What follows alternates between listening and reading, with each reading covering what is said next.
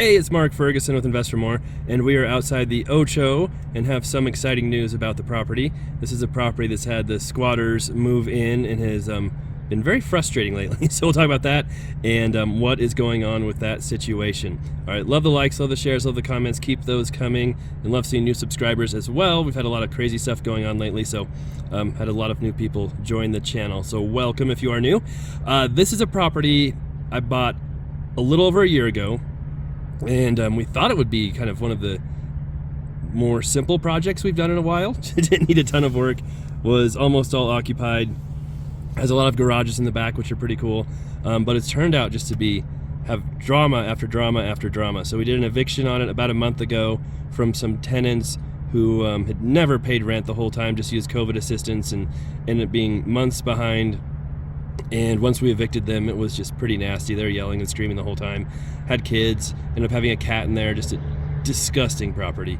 But that one is almost done and remodeled, and we'll show that here soon in another video. And then we'll try and get that one released. And then we have another unit where a tenant had moved out in October.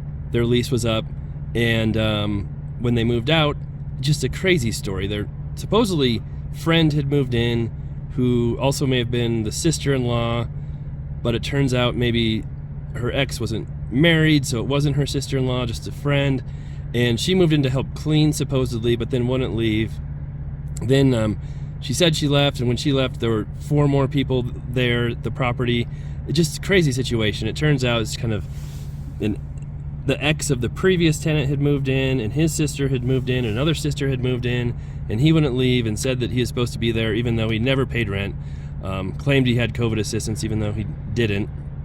And so we had an eviction started before all of this, went to court, and the judge granted them a hearing because the squatter showed up saying he didn't have a place to go and was getting COVID assistance. Even though he wasn't on the lease and never paid anything, the judge granted a hearing, which took another 2 weeks. That was about 2 weeks ago that hearing, well, no, 10 days ago. I'm trying to keep this straight. We finally had that hearing. The squatter never showed up, so the judge granted us the ability to do the eviction.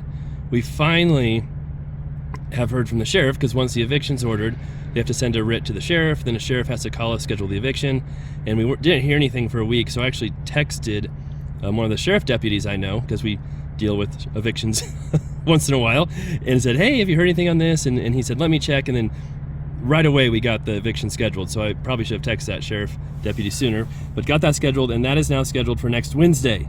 So in about a week we'll have the eviction, we'll see what it looks like, get those people out, and it will, I don't know, it'll be interesting. I doubt they'll show up or be there when the eviction happens, because I don't think they want to have any interaction with the sheriff or police, but it will be interesting to see anyway.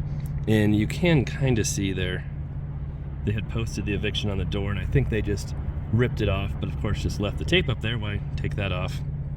And they are still living there. Some of the other tenants are complaining about them, which of course is understandable. But I'm like, hey, if they're doing weird stuff, if you see anything crazy, call the police, get them over there. But for right now, we just have to wait for the eviction per our lawyer and the judge, and just hear all kinds of different stories from all kinds of different people about what legally we can do and can't do.